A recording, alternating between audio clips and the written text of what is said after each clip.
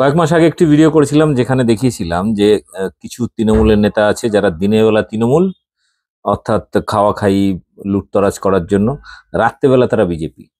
তো এরকমই হচ্ছে আমাদের আরামবাগ লোকসভার অন্তর্গত কামারপুকুর পঞ্চায়েতের প্রধান, বর্তমানে তৃণমূলের প্রধান রাজদীপ দে। তার কুকীর্তি এর আগে আমি ফাঁস করেছিলাম। সে দিনের বেলায় তৃণমূলের সঙ্গে থাকলেও রাত্রেবেলায় সে কিন্তু বিজেপির সঙ্গে সেটিং এ চলে। গত লোকসভা নির্বাচনে তার নিজের এলাকায় যে দায়িত্ব দেওয়া হয়েছিল 24টি বুথে, তার মধ্যে 23টিতেই বিজেপির সঙ্গে সেটিং করে বিজেপিকে লিড দেয়, জিতিয়ে দেয়। এটা নিয়ে বিভিন্ন পত্রপত্রিকা খবরও বেরিয়েছিল যে কামারপুকুরে হেরে গেছে তৃণমূল, কিন্তু তার নিজের বুথটাতে কিছুটা ধরে রেখেছিল এবং পরবর্তীকালে পঞ্চায়েত প্রধান হন। তো সেই রাজদীপ দে, যিনি আবার রমেন্দু সিংহ রায় বলে এক বড় নেতা আছে আরামবাগের, তার সাথে খুব খাতির, মানে বলা যায় তার ডান হাত। তো তৃণমূলের এই বড় নেতা সেও কিন্তু বিজেপির সঙ্গে সেটিং, তার সম্পর্কেও অনেক তথ্য আসছে, খুব শীঘ্রই হয়তো সেই ভিডিও আসবে। তো এই রাজদীপদের পুরনো একটি ভিডিও শুনেছিলেন যেখানে ফোনে একজনের জমির ধান জোর করে কেটে নিয়ে যাওয়া হয়েছে, সেটা নিয়ে রীতিমতো একজনকে ফোনে হুমকি দিচ্ছে। এবারে ঘটেছে আরো মারাত্মক ঘটনা।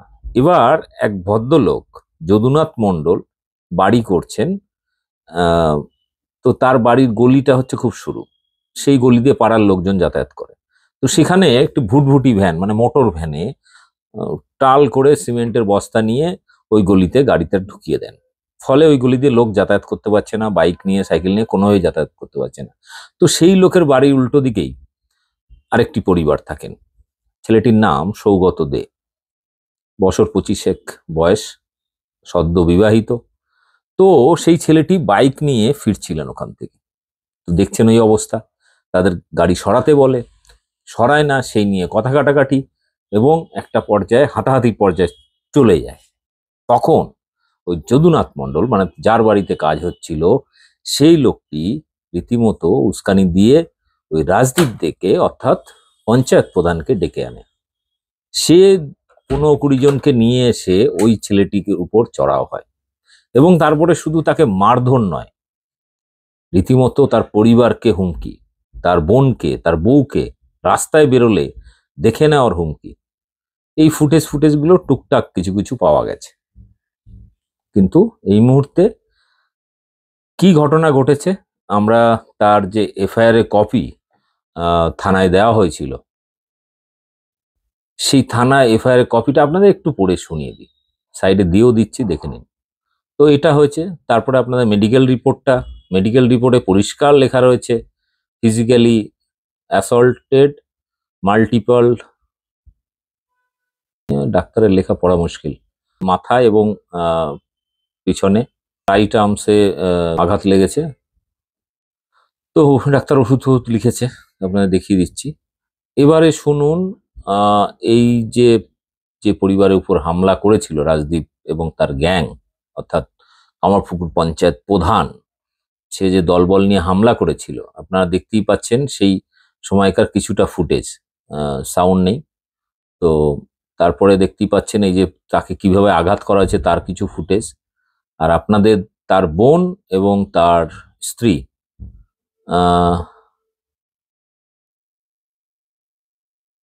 তাদের দুজনের বক্তব্য আপনাদের নিয়েছি, তাদের মুখে শুনে নিন কি ঘটেছিল।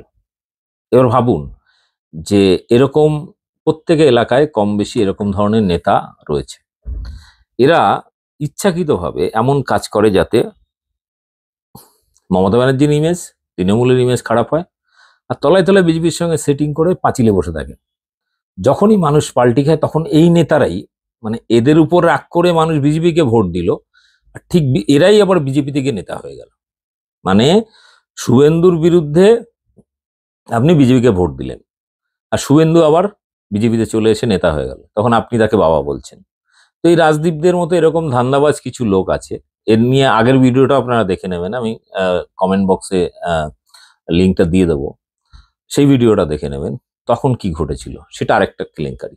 তো একের পর এক এরকম ধরনের লোকেদেরকে আবার ওই এলাকায় নতুন করে দায়িত্ব দিয়েছে তৃণমূল। আমি জানি না ব্যাকগ্রাউন্ড চেক না করে কিভাবে এইভাবে কাজ দেয়, প্রতিটি দলেই ঘটে। আমরা দেখেছি যে ওই এলাকায় বিমান আহ, ঘোষ নামে একজন বিজেপির হয়েছিলেন সভাপতি, তাকে সভাপতি বসে সরিয়ে দিয়েছে, কারণ সেখানে আদি নব্য ঝামেলা, শুভেন্দুর লবি, এই নিয়ে গন্ডগোল। এছাড়াও আমি এর আগে অনেকগুলো বিজেপি নেতার সভাপতি, অঞ্চল সভাপতিকে সাসপেন্ড করিয়ে দিয়েছি, তৃণমূলের অন্তত 4-5 জনকে করানো হয়েছে।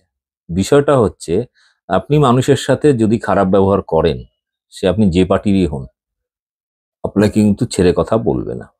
আর আপনার কারণে যদি ভোট নষ্ট হয় কোনো দলের, সে দলও কিন্তু আপনাকে বেশি দিন তেল মারবে না। তো রাজদীপ দে, ওই রামেন্দ্র সিংহ রায়, এক বড় নেতা, সিনিয়র নেতা, তার ডান হাত বা হাত, অর্থাৎ সেও কিন্তু মদত দিচ্ছে। অর্থাৎ দোষী কিন্তু শুধুমাত্র রাজদীপ দে নয়, তার যে সিনিয়র নেতা রমেন্দ্র সিংহ রায়, সেও কিন্তু এই অন্যায়ের একজন ভাগীদার।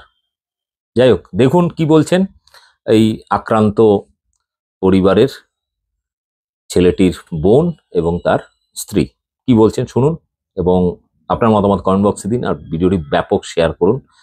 মারধর করেছে কামারপুকুর পঞ্চায়েতের যে প্রধান রাজদীপ দে, ডাকনাম বুম্বা। আমি যখন ছাড়তে গেলাম আমারও পিঠে পিঠে হয়েছিল।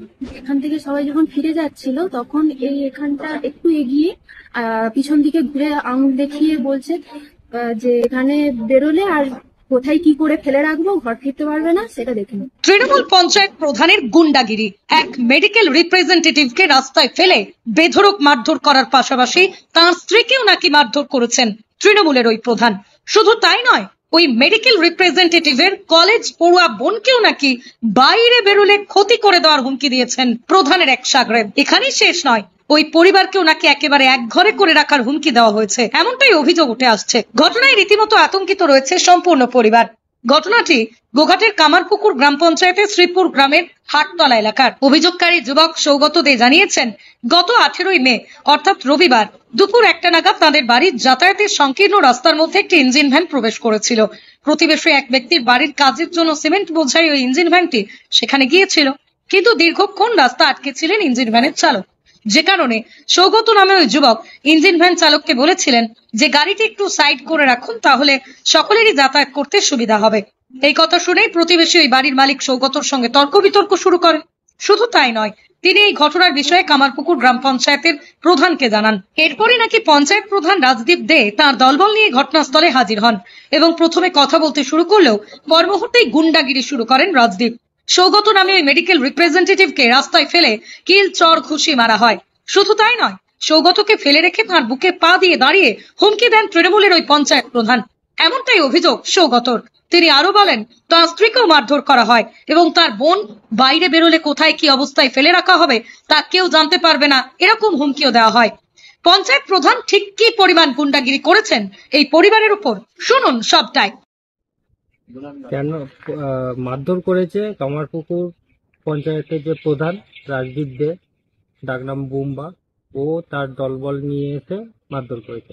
কামারপুকুর রয়্যালস ক্লাবের সব ছেলে ছিল, তার মধ্যে একজনকে আমি চিনি, মান্তু বলে নাম, একটু মোটা করে। আর ছিল হচ্ছে উপপ্রধান, সেখানে প্রেজেন্ট ছিল মুনা।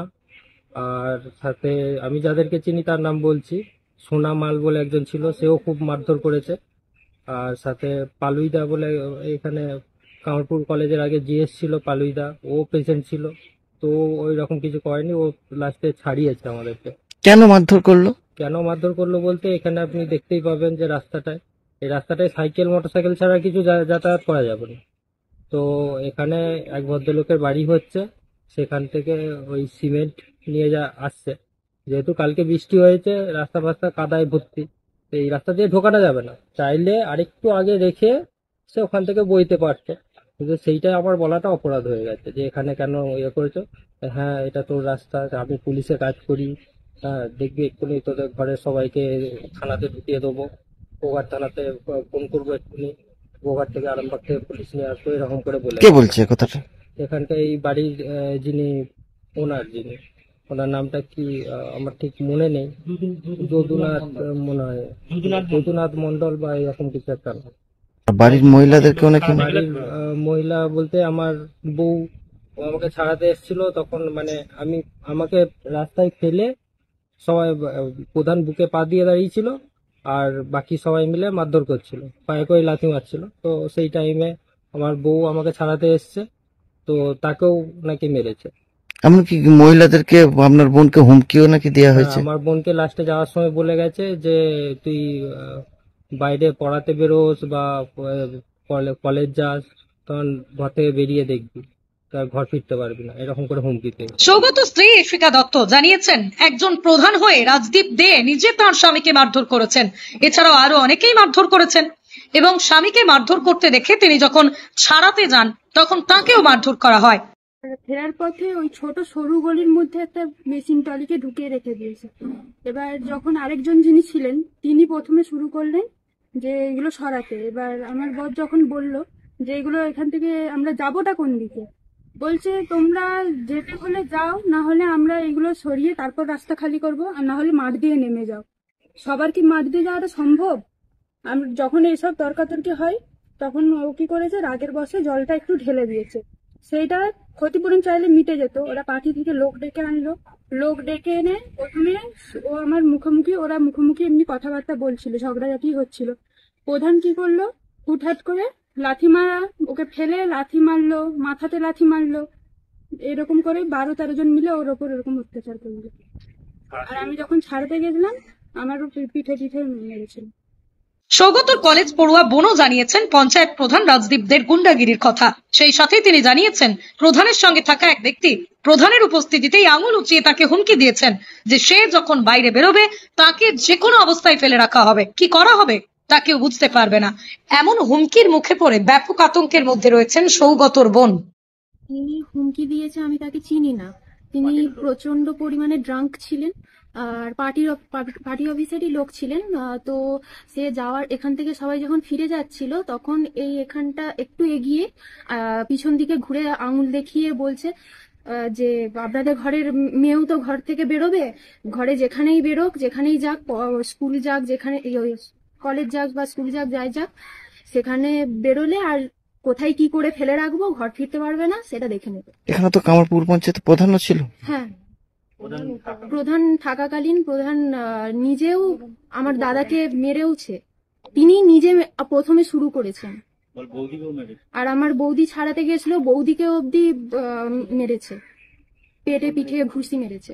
আমার তো ভয় লাগছে তখন। অবশ্যই আমাকে ডিরেক্ট এরকম ভাবে হুমকি দিয়েছে, আমার তো ঘর থেকে বেরোতে ভয় লাগবে। আমি নিজে কলেজে পড়ি, আমি আমার স্টুডেন্ট আছে, আমি তাদেরকে পড়াই, তো আমাকে সন্ধ্যাবেলাও বাড়ি ফিরতে হয়, তো আমি একা একা বেরোতে পারবো নাকি আমারও ঠিক নেই। কামারপুকুরের শ্রীপুর হাটতলা এলাকার এই ঘটনায় অভিযুক্ত পঞ্চায়েত প্রধানের সাথে বারবার যোগাযোগের চেষ্টা করা হলেও কোনো যোগাযোগ করা যায়